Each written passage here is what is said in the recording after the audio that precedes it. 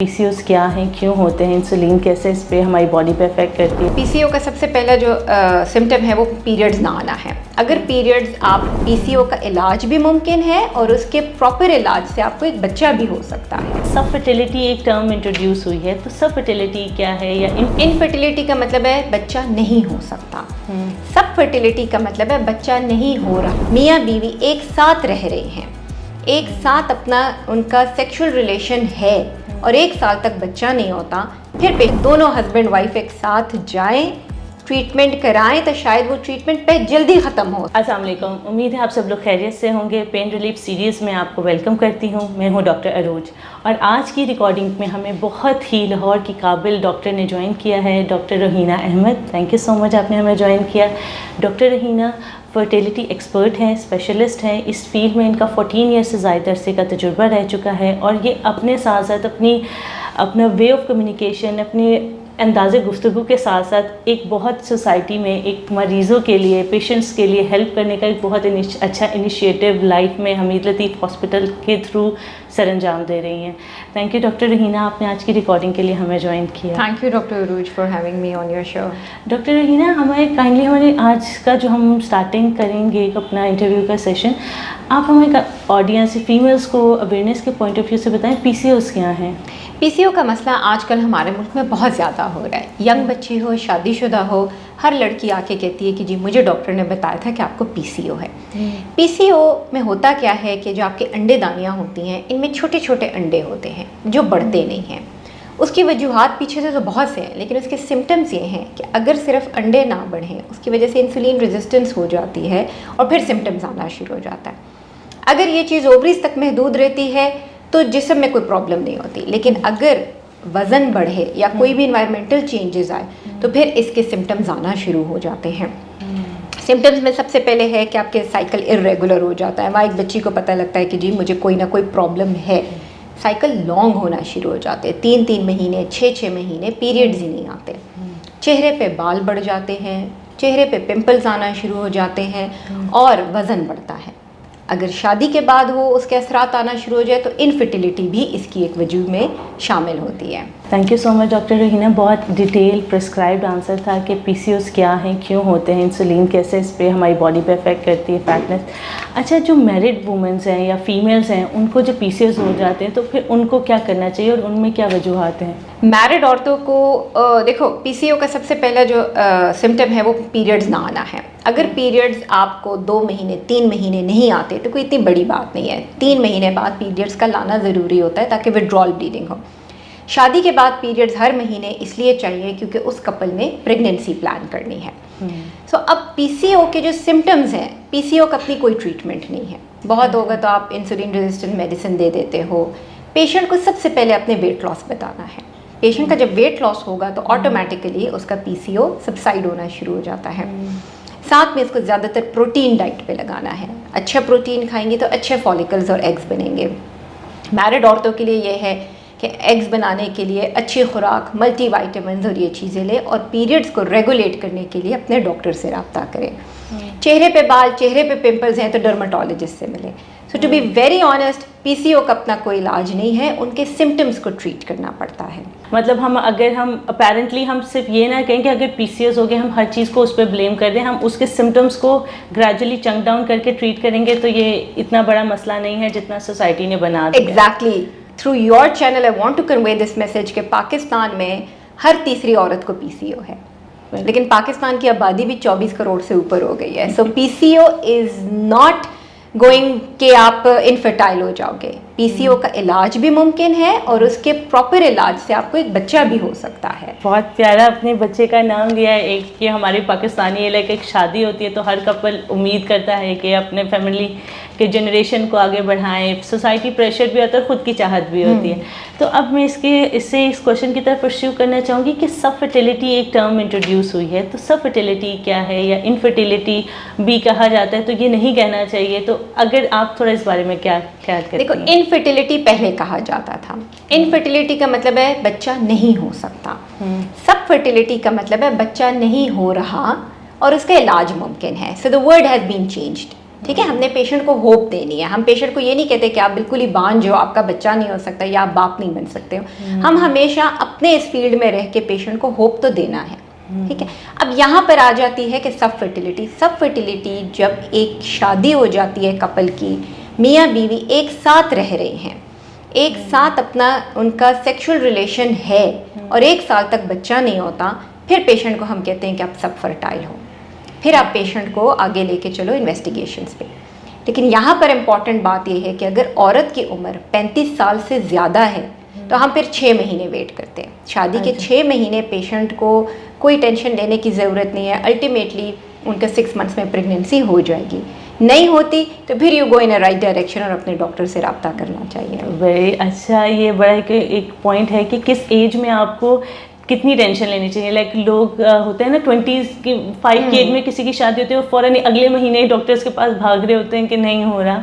तो थोड़ा सा अपने आप को रिलैक्स करें, 1 साल का टाइम दें और उसके बाद अकॉर्डिंगली डॉक्टर ने जिस तरह डॉक्टर रोहिना ने बताया उसके अकॉर्डिंगली चलें। अच्छा, इसमें अगर हम सब फर्टिलिटी की बात करें तो इसमें मेल और फीमेल में ज़्यादा रिस्पॉन्सिबल कौन है? अगर हमारी सोसाइटी को देखें तो फीमेल रिस्पॉन्सिबल है ज़्यादा। But I am very happy कि ये ट्रेंड बिल्कुल चेंज हो रहा है।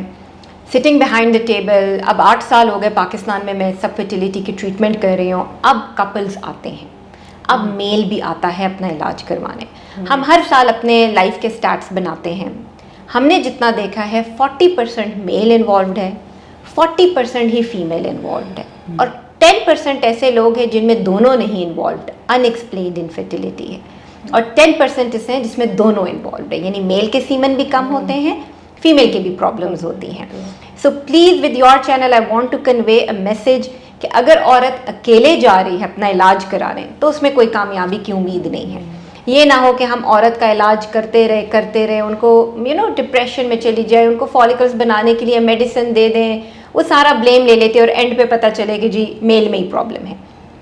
सो मेल उतना ही इन्वॉल्व्ड है जितनी फीमेल रिस्पॉन्सिबल है। ये बहुत प्यारी आपने बात की कि हमें हमारे माशरे में इस वक्त ये अवेयरनेस की ज़रूरत है कि मियाँ बीवी जब एक रिश्ता 2 लोगों से बन रहा है तो और एक बेबी की प्रोसेसिंग में भी तो दोनों ही इन्वॉल्व। बिल्कुल एग्जैक्टली, दोनों का इन्वॉल्व होना ज़रूरी है। हम किसी एक बंदे पे इतना प्रेशर नहीं डाल सकते, इवेंचुअली उसने कोलैप्स कर जाना है अगर हम किसी पे इतना प्रेशर डालेंगे। एग्जैक्टली तो बल्कि यू आर अ डॉक्टर, आपके पास, मैं तो हर एक को ये कहती हूँ कि आपकी फैमिली में ज़रूर ऐसा कोई ना कोई बंदा, आपके मोहल्ले में कोई ना कोई ऐसा बंदा होगा जिसको बच्चा नहीं हो रहा। अगर वो आपसे आके पूछते हैं, उन्हें प्लीज़ बताओ कि दोनों हस्बैंड वाइफ एक साथ जाएं, ट्रीटमेंट कराएं, तो शायद वो ट्रीटमेंट पे जल्दी ख़त्म हो सकता है। अगर एक बंदा जाए, उसकी बीवी ना जाए या सिर्फ बीवी जाए, मियाँ ना जाए, तो वो ट्रीटमेंट भी प्रोलॉन्ग्ड हो जाता है और उसमें स्ट्रेस, घर का एनवायरनमेंट अलग खराब हो रहा है और पैसे अलग खर्च हो रहे हैं और तो हम एक ही फीस पे दोनों को देख लेते हैं। ये बहुत अच्छा है। अच्छा, आप मुझे बताएं जो कपल्स हैं आपके पास आते हैं तो उनको आपके ट्रीटमेंट प्लान्स के बारे में बताएं कि जो सब फर्टिलिटी से डील कर रहे हैं तो क्या क्या ट्रीटमेंट्स हैं जो कि इस वक्त हमारे विद टाइम आ चुकी हैं। देखो, अब तो साइंस ने बहुत तरक्की कर ली है and I am telling you कि Pakistan is as equipped as any other countries जो हैं। इवन अमेरिका में जितनी टेक्नोलॉजी है वो सारी हमारे पास भी है। सो पहले तो इट डिपेंड्स कि पेशेंट की एज क्या है, पेशेंट की शादी को कितना अरसा हो गया और पेशेंट सब फर्टाइल क्यों है। अगर पेशेंट की शादी को 1 साल हो गया है, ब्लड टेस्ट सारे सही हैं, हस्बैंड की सीमन रिपोर्ट ठीक है, तो उनको हम मेडिसिन पे डालते हैं। अगर पेशेंट की शादी को 2 साल हो गए और सब रिपोर्ट्स ठीक है तो फिर हम ART प्रोसीजर में सबसे पहले IUI करते हैं। और अगर IUI भी फेल हो जाए 1 या 2 IUI के बाद तो फिर हम IVF यानी टेस्ट ट्यूब बेबी की तरफ जाते हैं। ये सब एक नॉर्मल फ्लो है।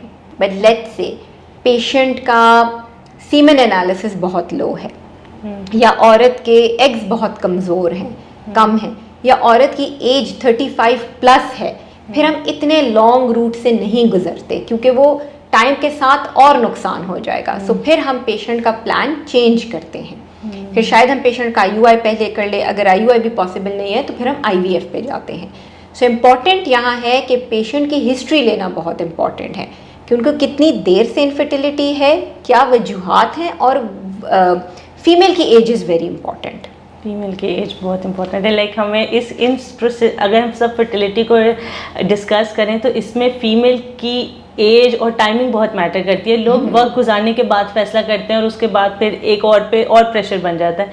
तो टाइमली डिसीजन लेना, जो मुझे आपकी बात से समझ आया है कि टाइमली डिसीजन लेना बहुत इंपॉर्टेंट है इन दिस मैटर। बिल्कुल, ये मैं हमेशा हर प्लेटफॉर्म पे ये करती हूँ, right decision at right time. यकीन करें, ऐसे ऐसे पेशेंट्स आते हैं जो कहते हैं कि जी हमें तो 25 साल की उम्र में बता दिया गया था कि आपका IVF होना है, लेकिन मुझे मेरे भाई ने इजाज़त नहीं दी, मुझे मेरी सास ने इजाज़त नहीं दी, मेरा हस्बैंड नहीं माना, अब मैं आई हूँ जी, अब मैं 45 साल की हूँ, तो अब मुझे बच्चा चाहिए। सो आपके पार्ट पे वो बहुत ज़्यादा एक बैड इम्पैक्ट हो जाता है। पेशेंट को ये कहना कि आई एम सॉरी, अब तो आपका नहीं हो सकता। So please please please convey this message के right time at right decision. अच्छा, नेक्स्ट क्वेश्चन मेरा इतना, ये बहुत न्यू टर्म है, आप डिस्कस इसको बहुत ज़्यादा अपने प्लेटफॉर्म पे करती हैं, जिस तरीके से आप अवेयरनेस पहुंचा रही हैं बहुत सी यंग फीमेल्स को, they don't have any idea about it, कि वेजिनिस्मस क्या है। As a first female sexual of Pakistan, I am the only female and the first female जो मैंने फेलोशिप की है सेक्सुअल मेडिसिन में। जब मैंने भी सेक्सुअल मेडिसिन की तो मुझे नहीं पता था कि वेजिनिस्मस क्या है और क्या इतना कॉमन है हमारी कंट्री में कि नहीं। विद प्रैक्टिस मुझे पता लगा it's so common in our country. Vaginismus एक ऐसी मेडिकल कंडीशन है जिसमें लड़की की जब शादी हो जाती है तो अपने हस्बैंड को अपने करीब नहीं आने देती। उसके दिल में एक अजीब सा डर, एक अजीब सा खौफ होता है कि पता नहीं मेरा हस्बैंड जब मेरे साथ करेगा कुछ तो ये ना हो कि मुझे कुछ भी हो जाए। मतलब उसके दिल में एक डर होता है और इस तरह वो किसी को बता भी नहीं सकती because it's very personal thing. मैंने ऐसे ऐसे पेशेंट्स देखे हैं जिनकी शादी को 15 साल हो गए, 10 साल हो गए, 5 साल हो गए, जिन्होंने अपनी मैरिज अभी तक कंज्यूम ही नहीं की। सो बाय यूर राइट कि I am spreading this awareness now, और यकीन करें इतना पेशेंट आता है एंड जब when they consume their marriages they are so happy.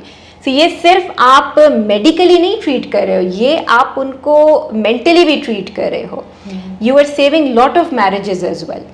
लोगों को ये लगता है कि वेजिनिस्मस कुछ नहीं है, ऐसा तो हो नहीं सकता, और उनको ये बताने वाला कि जी वेजिनिस्मस तो कोई टर्म ही नहीं है, या उनकी अपनी सास, उनकी अपनी अम्मी, उनकी अपनी बहन ही होती है कि हमारे भी तो बच्चे हुए, हम तो सही हैं। And then I explain it to them कि जी vaginismus is a medical condition, ये एक बीमारी है। सो इसका इलाज करें और उस बच्ची को अंडरस्टैंड करें, ये समझे कि बिल्कुल वो सही कह रही है। इस कंडीशन में जो ये बातें आज हमने की हैं, इसमें फैमिलीज़ का अवेयरनेस बहुत ज़रूरी है कि वो और फीमेल को अंडरस्टैंड करें। जब वो एक PCO से गुजरे, सब फर्टिलिटी हो या वेजिनिस्मस हो, तो उसमें उसकी कंडीशन को लाइट ना लें या कहें कि तुम्हारा वहम है। उसको फर्स्ट लाइन पे जाके कंसल्टेंट डॉक्टर, गायनेकोलॉजिस्ट, डॉक्टर रूहीना जैसे काबिल डॉक्टर्स के पास जाएं, फर्स्ट प्लेस में ही अपना चेकअप करवाएं और अपना डायग्नोज करें कि क्या वाकई में जो मैं फील करी हूँ वो सच में है या फिर वहम है। और एज अ फीमेल फिजियोथेरेपिस्ट मैं आपको रिकमेंड करूँगी कि कौन सी एक्सरसाइजेज है या क्या लाइफस्टाइल है जो कि हम अपनाएं जिससे हम PCO से को बेहतर कर सकें और फीमेल जिनको डायग्नोज हो चुके हैं वो इससे रिकवर हो सकें और जो फीमेल्स वर्ज पर हैं वो उसको बेहतर कर सकें। सबसे पहला जो हमने डिस्कस किया, काइंडली अपने गायनेकोलॉजिस्ट से कंसर्न करें, अपने हार्मोन्स टेस्ट करवाएं, और दूसरा चीज़ है अपने लाइफस्टाइल को हेल्दी बनाएं। हेल्दी लाइफस्टाइल में खाने में कार्ब्स कम, प्रोटीन ज़्यादा, और दूसरा एक्सरसाइज को ऐड करें। एक्सरसाइजेस कौन सी फीमेल्स के लिहाज से बेहतर है, अब हम आज की इस वीडियो में उनको डिस्कस करेंगे। एज अ फीमेल अगर मैं आपको रिकमेंड करूँ आप जिम जा सकती हैं तो काइंडली एलिप्टिकल की तरफ जाएं। एलिप्टिकल हमारी बैक को स्ट्रेंथ करती है, हमारी नी पेन्स को प्रिवेंट करती है। साइकिलिंग की तरफ जाएं। साइकिलिंग हमारी लो बैक को पेन को कम करता है और हमारी नीज़ में होने वाली पेन से हमें बचाता है, और जो कि हमारा लोअर लिम्ब है उसके फैट की डिपोजिशन को कम करता है। तो और इसलिए और फर्स्ट प्रायोरिटी में फीमेल्स जाती हैं कि हम सिर्फ जाएंगे ट्रेडमिल कर लें, 25 मिनट ट्रेडमिल कर लिए, लेकिन उससे क्या होता है उनकी नी पेन निकल आती है। तो काइंडली इलेप्टिकल की तरफ जाएं और साइकिलिंग की तरफ जाएं। एक पहला मशवरा ये है। लेकिन जो गर्ल्स हैं, जो कॉलेज स्टूडेंट हैं, जॉब करती हैं, अब वो अपने लाइफस्टाइल की वजह से जिम नहीं जा सकती हैं या इस तरह की कुछ मजबूरी है, तो वो घर पे क्या कर सकती हैं, घर पे वो वर्कआउट, फुल बॉडी वर्कआउट करें जिसमें वो अपनी टमी को रिड्यूस करें, बेली फैट को रिड्यूस करें। बेली फैट के लिए टमी एक्सरसाइजेज हैं जिसका लिंक आप मेरे से डिटेल में बात कर सकते हैं, नंबर आपको मिल जाएगा डिस्क्रिप्शन में। तो आप अपनी बेली फैट को रिड्यूस करने की तरफ आएँ, अपने लो बैक फैट को रिड्यूस करें। अपर लिम्ब का फैट आपका ऑटोमेटिकली शोल्डर आपके लाइट अप हो जाएंगे जब आपका लोअर लिम्ब का फैट आपने मैनेज करना है। फर्स्ट प्रायोरिटी में आपके जो पेट है, जो हमारा बेली है, उसको हमने कम करना है। जैसे वो बेली का फ़ैट रिड्यूस होगा, फ़ैट बर्न होगा, वो हमें पीसीओएस से भी बचाएंगे और हम एक हेल्दी लाइफस्टाइल की तरफ आएंगे। डॉक्टर रोहिना की सारी इन्फॉर्मेशन आपको इस वीडियो के नीचे लिंक में मिल जाएंगी। आप उनसे डायरेक्ट उनसे अपॉइंटमेंट भी ले सकते हैं उनके असिस्टेंट के थ्रू। तो इंशाल्लाह उम्मीद करते हैं आपको ये हमारी रिकॉर्डिंग से फ़ायदा हुआ होगा। मिलते हैं नेक्स्ट एपिसोड।